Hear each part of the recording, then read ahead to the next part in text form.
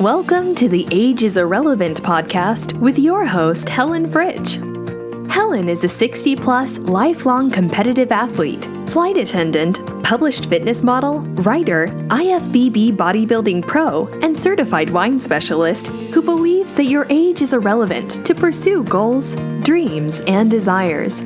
Are you a woman in her 40s, 50s, 60s, and beyond who still has a burning desire to pursue a dream or a passion?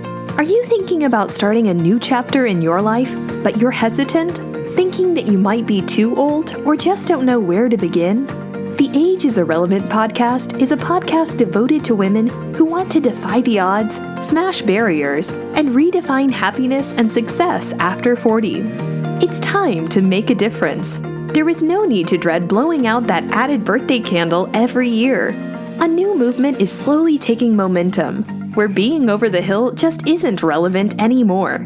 Age labels are being thrown out the window, and women are rediscovering the strength within themselves to make a difference, not only within their own lives, but also touching and inspiring the lives of other women. Join Helen as she and her guests discuss all aspects of aging after 40 and how to make the aging process and those twilight years more rewarding, exciting, and fun.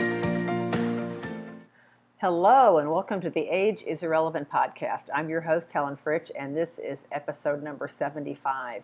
Now, today, I have the honor of bringing to you an interview with 71-year-old retired nurse and International Marathon Swimming Hall of Famer, Pat Gallant-Charette.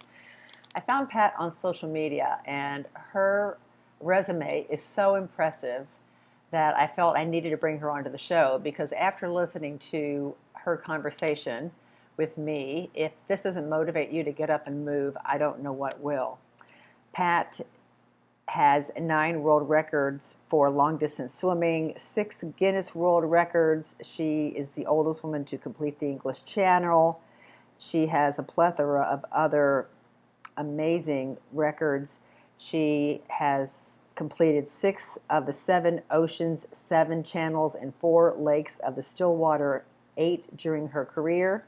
She has swam around Manhattan Island, Lake Ontario, the Sea of Galilee. The list just goes on, and we'll talk about all her achievements as well as what goes on in her mind during these long swims, how she mentally and physically prepares for her swims, and much, much more. So without further ado, here is my interview with Pat Gallant-Charette.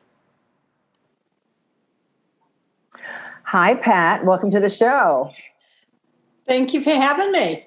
I'm tickled to death to have you. I know that you're super busy, especially with your training schedule. So thanks for taking a few minutes of your time to chat with me. I know my listeners are going to be super excited to hear your story. And for my listeners, I am interviewing 71-year-old retired nurse and American International Marathon Swimming Hall of Famer, Pat Gallant-Charette. I love that. That's so French. Now, I found Pat. I mean, I'm always on a search for masters athletes, and when I came across you, I thought, oh my gosh, your portfolio is incredible. You have a plethora of things attached to your name and your ability in the swimming realm.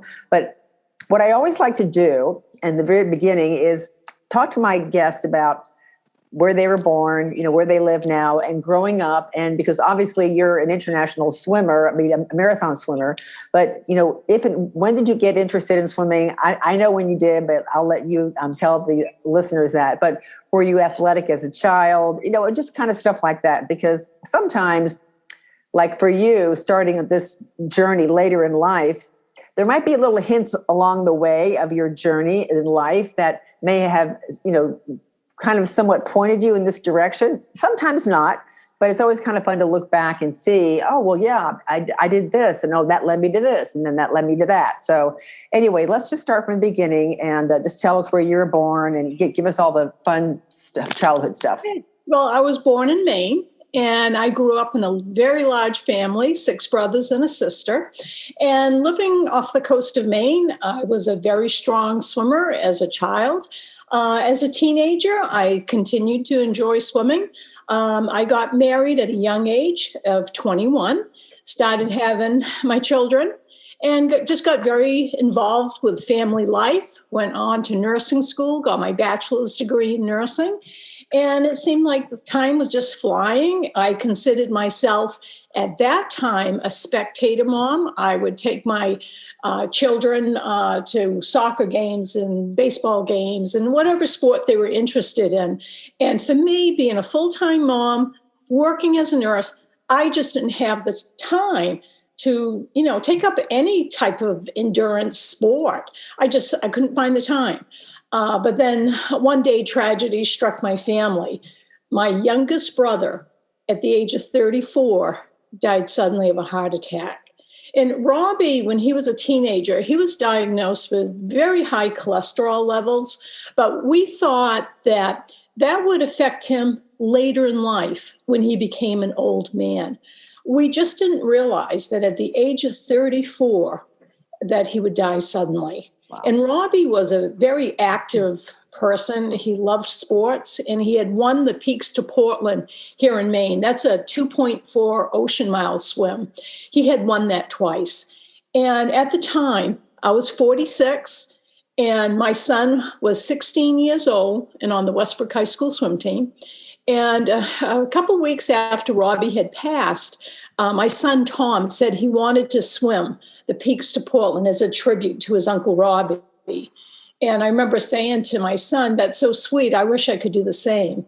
And he looked at me and he goes, "Well, Ma, you can if you try."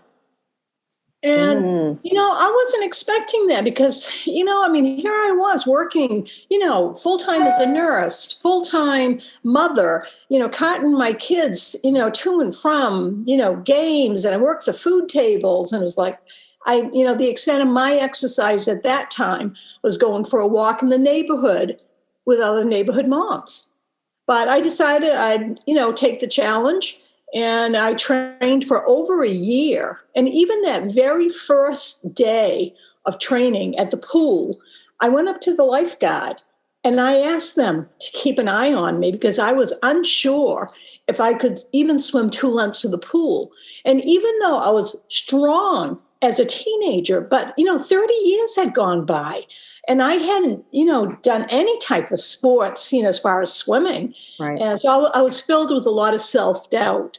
And, but I found that as each week went by, I was getting a little bit stronger. And at the end of the year, I qualified. But I can even remember the day of the very first Peaks to Portland. I remember standing there on the island, looking at the finish line, which was, 2.5 miles away, and thinking to myself, what the heck did you get yourself into? I was just very overwhelmed. And then I just calmed myself down. And I said, Pat, this is a tribute to your brother. Even if you come in last, it does not matter. Just go and do the swim. It'll be the very last time you'll ever do an open water swim. because I didn't like swimming in the ocean. I had a fear of it. And but something happened. When I got to about the halfway mark, it was just an absolutely gorgeous swim. And I fell in love with the sport of marathon swimming or open water swimming. And I remember when I reached the finish line, Robbie's widow and his 3-year-old son was waiting for me at the finish line. And so I decided I was going to try it again. And it wasn't until about the third year that I noticed that when I finished that swim, I wasn't tired, which really surprised me because as a nurse, I thought that as you get older, that it would be downhill, and I found that in my early 50s, I was starting to actually feel stronger than I did in my 30s, 40s. So I decided to tap into that, and I started just increasing the distance. I didn't go from, swimming 1 to 2 miles a day to all of a sudden doing these massive distances. I just slowly increased. And over a matter of a year or two, I could swim, great distances. And it wasn't until my mid-50s that I realized that I was an endurance athlete. And that kind of surprised me because I didn't have any inclination of that prior, to those years in swimming. That's amazing. It's kind of funny you say that too, because I'm a competitive lifelong athlete myself.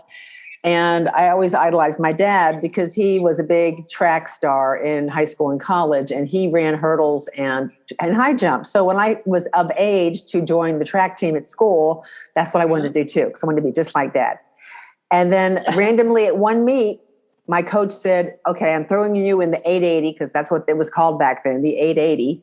And it was like a half-mile run. And she said, all we need is just a point. It's a score. And she throws me in against like the state champion. And I was like, oh, okay. This was just a little regional meet. Yes. And so we took off, and that gal just took off like a ball of fire. And she was literally, a quarter of a track ahead of all of us. And I thought, you know what? She just said finish, and that's what I'm going to do. But I started pulling away from the rest of the gals. And the next thing you know, I'm starting to catch up to this other girl. And she starts like losing steam. It was pretty obvious that she set off too fast, too quick. And then I'm passing her, and then I win the race. And I'm like, kind of like you, like, what just happened? And my coach was like, you're a long distance runner, and this is where you're going from now on. And so then I was running the 880, and then I ran cross country. And, I didn't particularly like running cross country, but I was really good at it, And so it was just one of those things where I all of a sudden, out of I don't know where, but I just became a long distance runner. So isn't it interesting how, you have these and you find these abilities that you don't have, that you don't know that you have until some type of crazy circumstance happens? Yeah, I just wonder how many people just don't know that they have the capability of doing these, great things. It doesn't have to be in swimming. It could be whatever, whatever road they go down.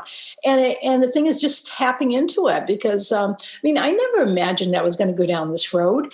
And, and the thing is, at 71, this is my strongest year ever in swimming. And people will say, well, you're 71. Weren't you stronger, early 60s or late 50s? It's like, no, this is a very strong year for me. And I don't look at age the way I used to. When I was in my 20s, I remember thinking, oh, my word, when I get in my 40s, it's going to be awful. When I get to my 60s, I was thinking I'll be like my grandparents. God love them. But when I was a child, my memories of my grandparents who were retired, they sat on the couch, watched TV.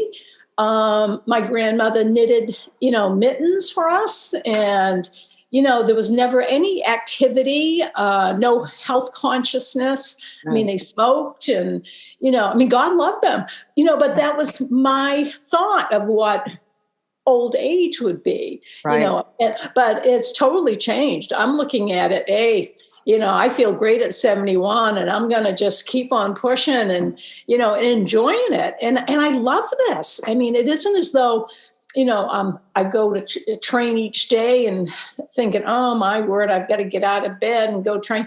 I look forward to it because, I have friends that are swimming. It's a very social. Plus, I feel good. I see people that have hip problems and knee problems. And with me swimming, I don't have any joint discomfort at all. None. So just the health benefits, Right, exactly. That's, you said so much, you said a mouthful there as far as, especially with swimming being such a non-impact sport, as far as being so easy on your joints. And something that I think a lot of people, when they think about, I want to take up a sport, a lot of people don't even consider swimming. They're thinking about, maybe I should start running. Maybe I should start playing tennis, or pickleball or golf, Right. I think swimming might be a little bit down lower on the list, whereas it should be at the top of the list for as far as, if you're an older active adult looking to get into something that's not going to be too abrasive to your joints, this is like the perfect sport. Yeah. And it is for those who want to, go easy on their terms.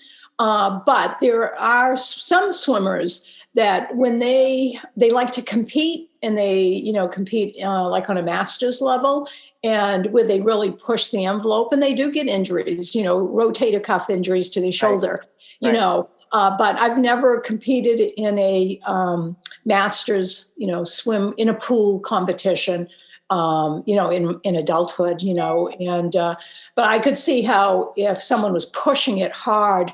But my training is basically, it feels like I'm doing a cool down.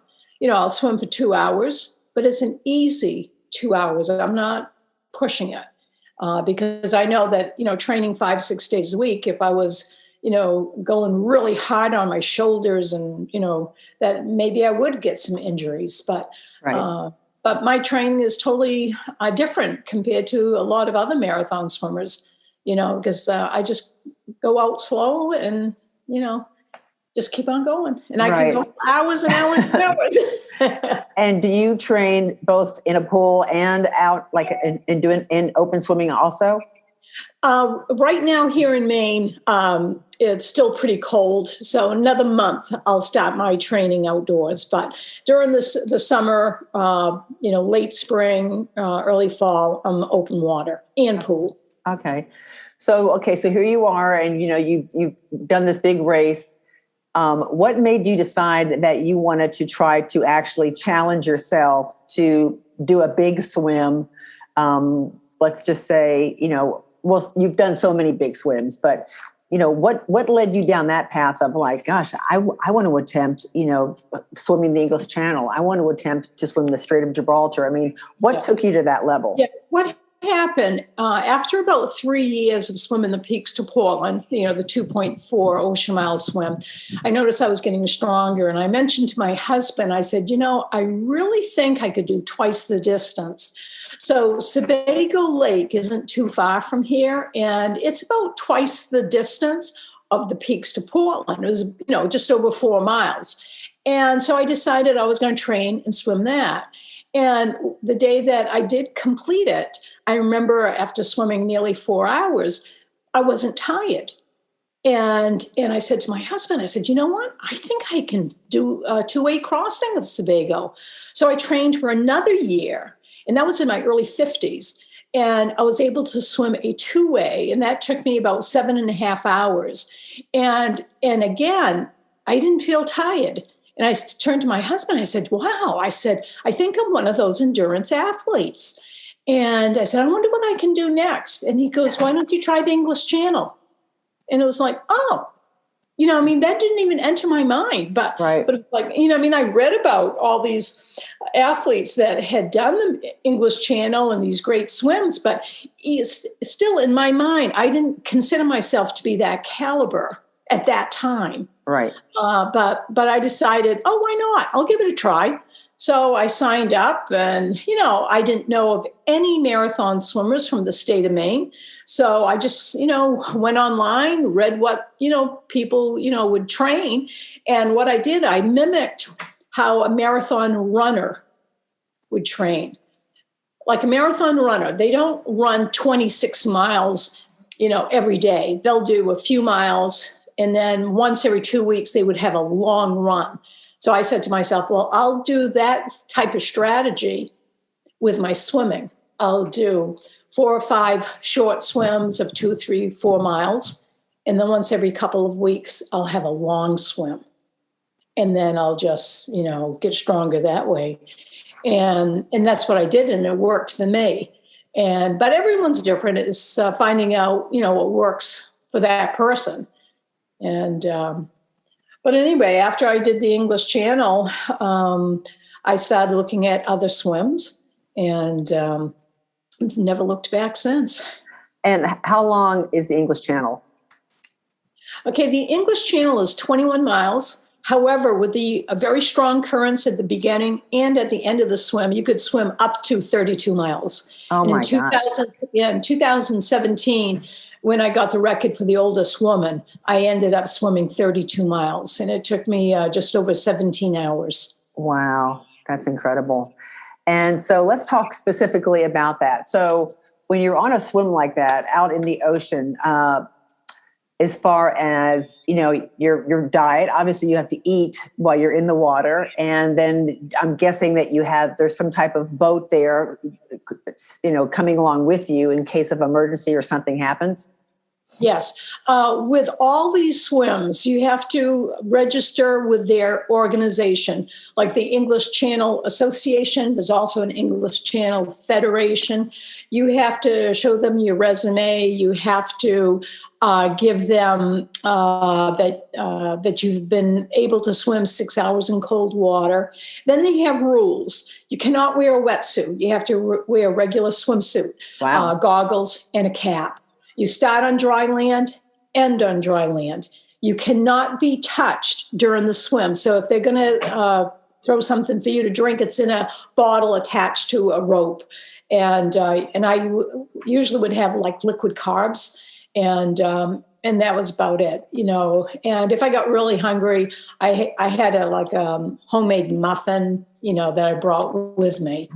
But usually I just try to drink. And here in Maine, I tap my maple trees. So I make maple syrup and I mix that with water. Oh yeah, that's good. And all that sugar. Yeah. Yeah. So it's organic. It's, very high in carbs. I get the energy from it. And it's helpful because one of my swims that I had done about, 6 years ago, I tried a very low carb approach and that didn't work. I found for myself, I needed to have something more sustainable, So I started introducing the higher carbs during the swim, but otherwise, followed, just a healthy, low carb, lifestyle. And what do you eat when you're like, in training mode? As far as, are you eating a higher carb, lower protein diet approach, or?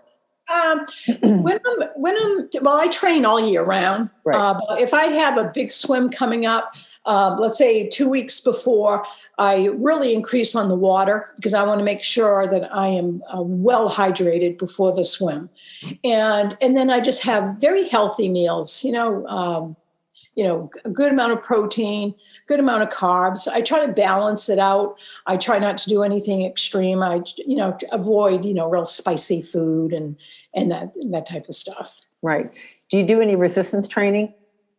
I did at one time, but with the pandemic, when that started, everything went out the window as far as, the type of training that I was doing. But I do have weights downstairs, and I'll probably get back to it because when I was weight training, it was very beneficial.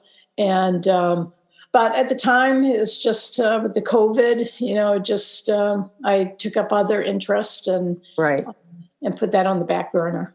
So how do you mentally prepare yourself for these big, long swims?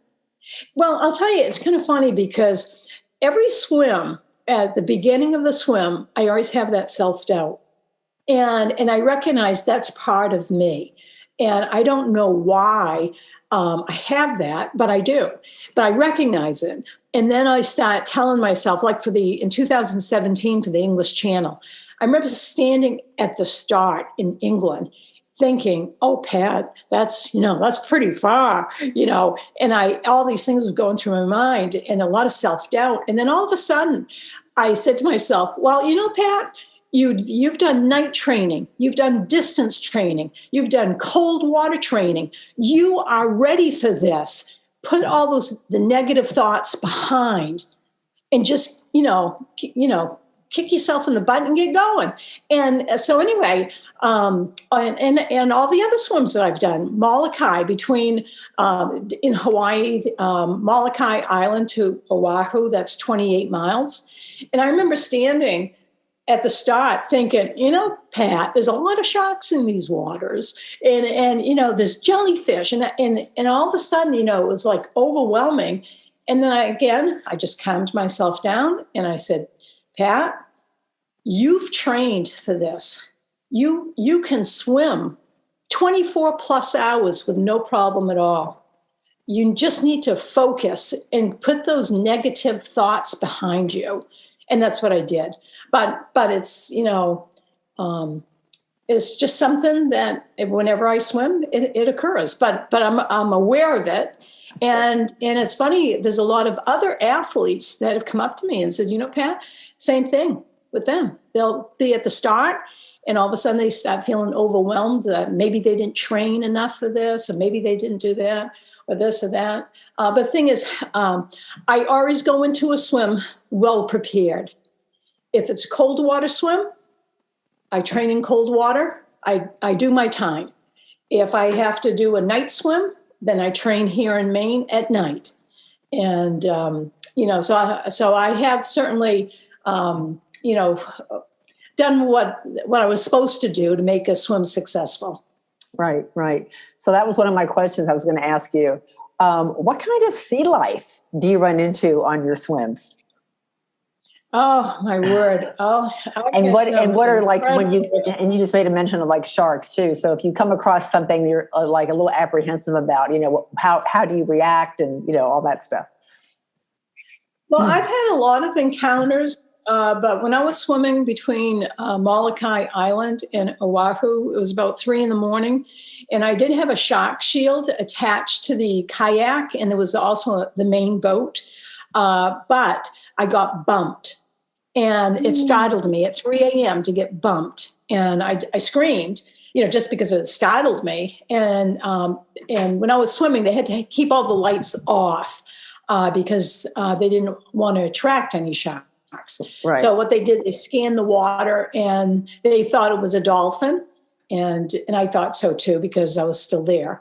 But I've had a lot of jellyfish encounters, like between Ireland and Scotland. I got stung maybe, 1,000 times. Oh my gosh. Yeah, every inch of my body got stung. But I was fortunate that even though I knew I was being stung, it didn't hurt.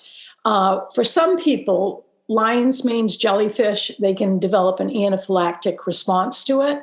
I was fortunate that I didn't get any reaction. My skin burned the following day, but during the swim, it just felt like minor discomfort. It wasn't anything that was severe. Right. And, but one of my favorite swims was Catalina Island off the coast of California. That was a 21-mile swim. And it started off where I saw dolphins and flying fish, and I heard whales. And at the very end of the swim, I was startled. I thought it was a shark that was underneath me because I could have touched it. And and another one, I screamed because it just startled me. And my crew and the boat crew were all laughing. They said, "Pat, look, they're dolphins." And I had an escort of about 100 dolphins to the finish. Oh my gosh, how exhilarating, right? So here it was, moments before, I had the bejeebas scared out of me. And all it was, a dolphin. And wow, that's awesome. Yeah. So you mentioned earlier about the currents. So let's talk about that, because that, would typically, I think, throw anybody for a loop, that you're expected to go like this versus you're having to go like this sometimes, or, whatever. How do you know when you're starting to veer off course?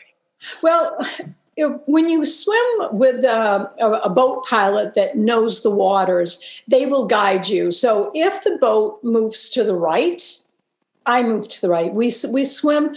I swim parallel to the boat. And if it gets close to me, that means I have to move away. So we just stay by each other's side. And he's the one that'll guide me through those currents. Okay. And I've been into some rough currents, like in New Zealand, Cook Strait. That was the last of the Ocean Sevens that I needed to do.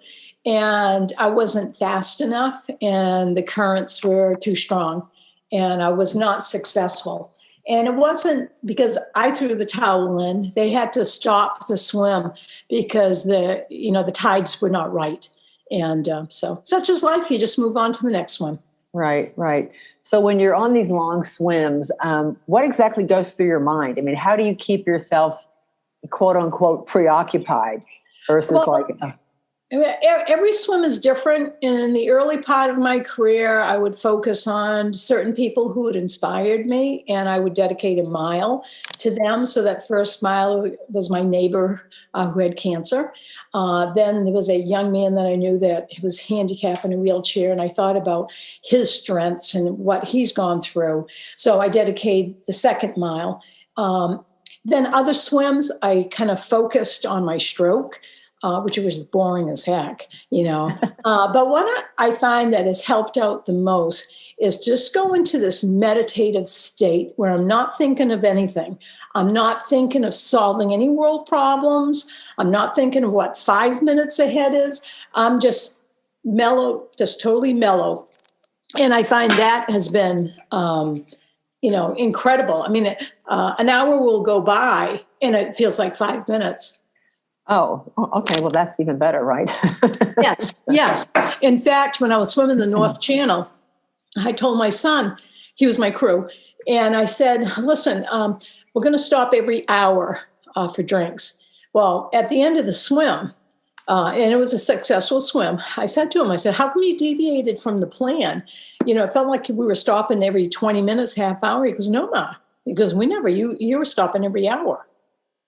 But because I was such almost like a trance, swimming, that time just flew. And even last month, I ended up swimming the Sea of Galilee in Israel. And I thought the swim was much longer. I thought it was maybe 12 hours. And it took me 8 hours, 22 minutes to swim the 13 miles. Wow. And but again, I just go into that trance-like state, even though I'm focused on my stroke, but I'm trying to stay very peaceful and calm and not to be stressed. And I don't care if it's rough water or calm water. I always try to be in that kind of a real peaceful state as I'm swimming. Right. And you probably can carry that over into your everyday life too. It seems like, especially in today's world with all the crazy stuff happening, that would be such a huge benefit. Yes. Yeah, definitely. Yeah. It's just, sometimes you just have to step away and just kind of mellow out. And that's what I found has helped me in my swims. So you have umpteen records under your belt, 6 Guinness World Records, then 9 world records like long distance swimming. So when you are out there swimming, do you have a goal in mind of once you started getting into this, I think I might want to try for a world record? Or does it just think after you get out of the ocean, you're thinking, I was just so close to a record. Maybe I should try for something next time. I mean, did you approach these records as in you wanted to break them, or it just happened naturally? The only swim that I approached that I was hoping to break the world record was the English Channel, because, the English Channel is like, it's the swim of all swims. Right. Yeah. Uh-huh. But all the others, I didn't care. I just wanted to swim it. And because I have a very long bucket list of marathon swims that I'd like to do. And, so I'm just picking them off. And like for my most recent swim, I had no idea if I was going to be the oldest woman. And I was. So I got the record there for the oldest woman.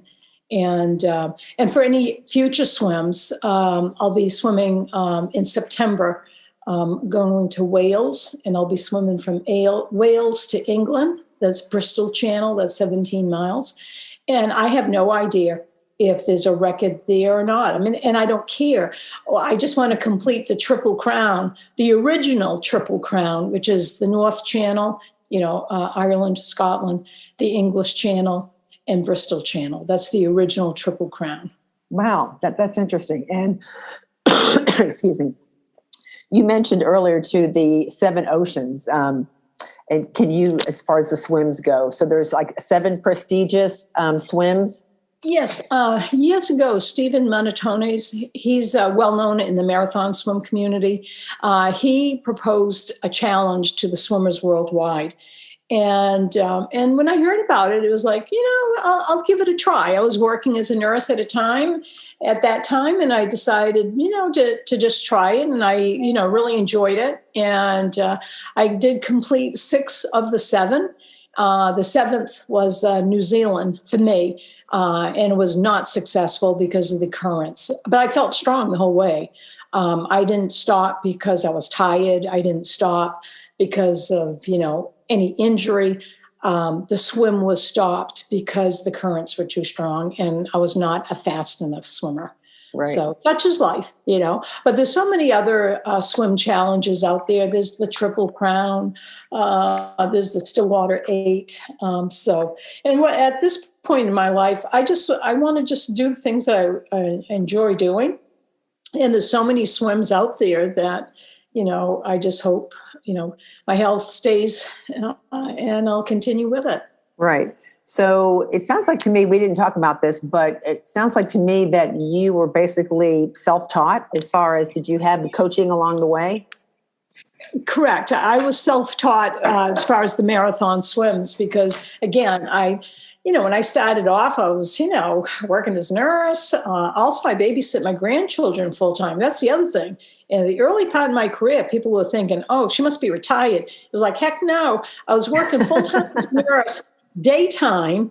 My daughter would leave for work. She was a single mom with 3 kids, ages 3, 1.5, and a newborn. So I would rush out of work to get to her house to babysit my grandchildren until she got home at midnight. And then I'd go home, where I lived right next door. And then I'd get up and go back to work at 6 a.m. in the morning. And what I did on my days off from work, she worked full time. That's when I capitalized on my training. And what I did with the babies, here's 3 little ones. I'd put them all in a carriage and I'd cross train. I would go for walks, try to keep my endurance, on days that I could not go to the pool or open water, Oh, that's great. I mean, I'm all into cross training too. So if there's days, especially I'm a flight attendant. So, I'm actually flying to Rome on Saturday for work. But there's days when, if I'm in bodybuilding competition mode, I compete in these bodybuilding shows at the Masters Pro level. If I'm overseas, I've got to get a workout in. And so sometimes some of the hotels don't have sufficient, workout. I think, okay, I need to get on the streets. I gotta do something. So yes, it's good that, we both have that kind of incentive to get something done to raise your heart rate. Yeah. And even like during the pandemic, when the pools were all closed nationwide, and it was like, winter time. And what I did, I just cross-trained. It was like, all right, I said, it'll do my body good to take a few months off from swimming, and I'll do something else. So I did, walking, and walked when it was snowing out. I was snowshoeing, and I took my grandchildren tobogganing, and, we went sledding and, walking up those hills. And, I'll tell you, it was a workout. It wasn't easy. No, I agree. I snowshoe, and I freaking love snowshoeing. I just think it's the greatest cardiovascular workout. Yes. It's incredible, especially when you're above sea level on those mountains too. It's just like, I'm just like, I've got some headphones on and some good music, and I'm going. yeah, definitely.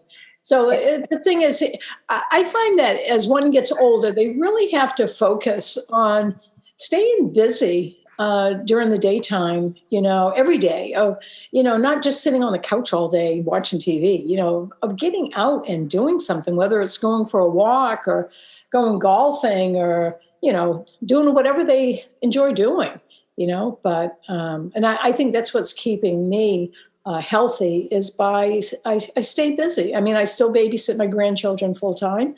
And granted, they're older now, but, they still need someone to watch them. And but we stay busy. I'm into gardening. And I told you about how I tapped my maple trees. And I planted a large garden just last month of blueberry bushes. And I do a lot of canning and, I ride the lawnmower. I told my husband he doesn't need to do that anymore, that I'll take care of all the lawn work. So I keep myself busy. I'm not one to sit. Granted, it's okay once in a while to, sit and enjoy and relax, but not to do it all day long. Yeah, I'm the same way. I'm not a sitter. I don't take naps. No. Unless I'm sick. Very rarely am laying on the couch. Yeah, So, I agree. I and think plus too, with you having these grandchildren now, I mean, how great is it that you can go outside and run and play and go climb mountains and do all these fun things with them? Because there's a lot of people out, our age who can't, so. Right. Kudos to you. What are your top 3 favorite swims that you've done so far? My favorite. Okay, Sea of Galilee is one. Catalina. And let's see, probably the North Channel between Ireland and Scotland. Just the beauty of that one. Right. And what a great way to see the world too. Yes. Yeah. Yeah. And a lot of people have said, boy, Pat, these are awfully expensive. They don't realize that in my career, when I first started this in my 50s, and I recognized how much I enjoyed this, I worked all these extras as a nurse. Like when people had Christmas off and Thanksgiving off, I always worked those days because they were paying double time and a half. Mm-hmm. And so with my family, we would celebrate like Thanksgiving the day before. We'd have the typical Thanksgiving meal, but not on Thanksgiving Day because I had to work. And just like with Christmas, we'd have Christmas Eve because they knew I was working Christmas Day. And that went for all the holidays. Every major holiday, and that's for years I did that, just to put money aside, to pay for, these swims. That's awesome. So what advice do you have to women who want to get into some type of, not necessarily swimming, but some type of, program to help improve their health? I would say to go for it. First, check with your doctor, okay? Because there's a lot of people that will probably just dive right into it thinking, okay, they're in the 50s or 60s, they're going to go out and just go for it. I'd say once your doctor, you get medically cleared, start off very slowly. And whether it's swimming or walking, whatever it is, to do it in small increments and slowly build up. And they may find that after weeks, then months, they're going to find that their endurance has picked up. And that's what happened in my case. I didn't even know if I could swim 2 lengths of the pool. Right. And I went from 2 lengths of the pool to swimming 24 hours, over 24 hours straight.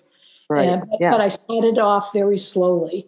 And that's what I'd recommend, that whatever there is, and also to try something new in life, because it may bring them down a road they never, ever imagined.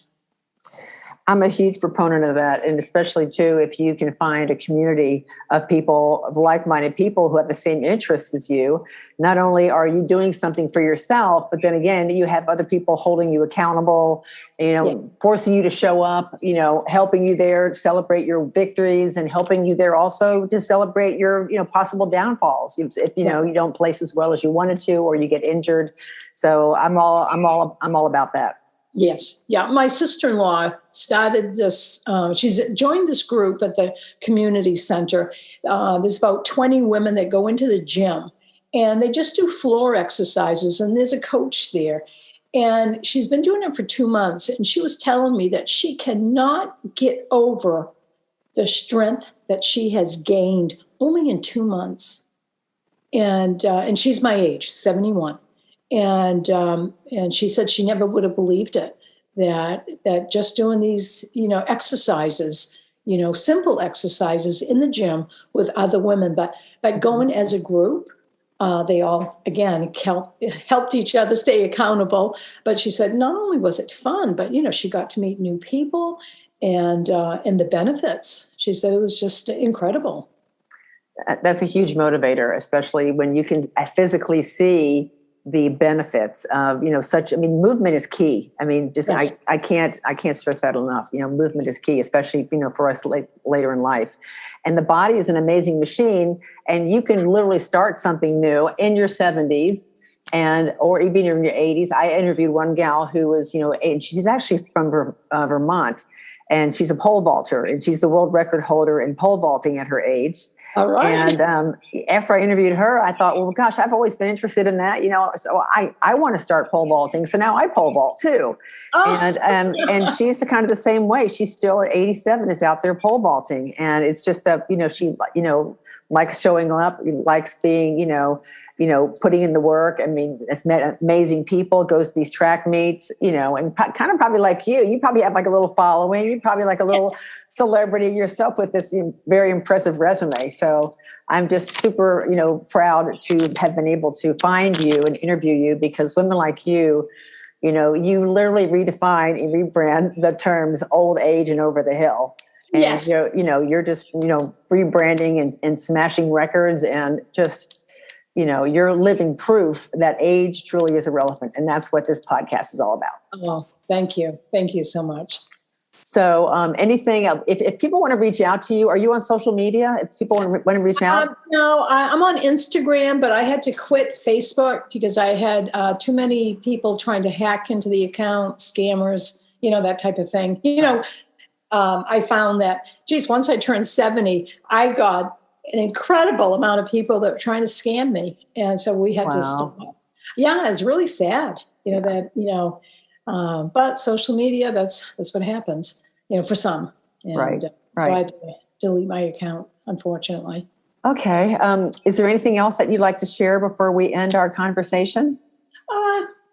No, I think you've covered it all, Helen. Okay. That's, you are just, fantastic. Thank you so much for taking this almost an hour has gone by. I greatly appreciate everything. I'm super excited to see, I'll be following you like a little puppy dog, with all your adventures and stuff. So you can, you'll see me, high-fiving you on your social media page. But anyway, for those of my listeners, it's her last name is spelled Gallant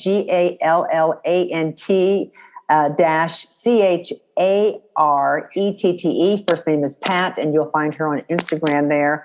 And if you want motivation, if you want to get started in something, especially swimming, follow Pat or reach out to her. I'm sure she'll be happy to respond with some encouraging words. Yes. Thank you so much, Helen, for having me. All right. Have a wonderful afternoon. Thank you. You too. Bye-bye. I sure hope you enjoyed this interview with Pat. So inspirational and motivational. And like I mentioned before, if this does not make you want to get up and jump into a pool or start walking or doing any type of movement or exercising, then I just don't know what will. One of the things I find very fascinating, not only with Pat, but with so many other women that I have interviewed, is that the universe has a very strange way of leading us to our destiny. So many of the women that I've interviewed never thought that they would be where they are today. So many masters athletes that I've interviewed were never athletic growing up and didn't find sports until they were in their 50s or 60s. This is why it's so imperative to always have that eyes always forward approach and keep those blinders off. The universe is always showing up with offers. Sometimes when we have those blinders on and our peripheral vision is narrowed, we can't clearly see what the universe has in store for us. Always be open and receptive in the universe, and the universe will show you the way to happiness and prosperity. And here are a few things that I took away from my interview with Pat. Number one, Pat said, go for it. There are so many things out there in life that we are so hesitant about doing or starting. But my advice is to go for it and find your joy. What do you enjoy doing, or what do you think you might enjoy doing? I've never been skydiving before, but my 65th birthday is next month and I'm going skydiving. I can't wait. Think about your bucket list or hobbies that you may want to give a whirl. You never know, it could be life-changing. And number two, when you find your passion, participate in the beginning in small increments. So many of us fail because we see the goal, but we don't want to take the time, or we don't have the patience to complete all the steps to get to the goal. When learning or trying anything new, take your time. Becoming proficient and successful all comes down to starting off in small increments and building up your momentum. It's also goes hand in hand with finding like-minded people and a community who supports the same things that you do. Life is not meant to experience it alone. Get off the couch and start to move, and bring a friend to keep you company. I can guarantee you will never regret it. If you'd like to reach out to Pat or follow her on social media, she is on Instagram at Gallant-Charette. That's Galantcharette. And if you'd like to get a hold of me, you can find me at www.ageisirrelevant.com. I'm also on Instagram at HelenFritch_IFBBPro. And you can email me at helen@ageisirrelevant.com. Until next time, never forget, age truly is irrelevant. Thank you so much for joining. If you enjoyed this podcast or any other podcast, share it with your friends. Share it with people that you think you might like to inspire, and post it in your stories. And while you're posting, maybe you could run over to iTunes and give me a 5-star rating and review. It would be greatly appreciated. Take care, and until next time, bye-bye.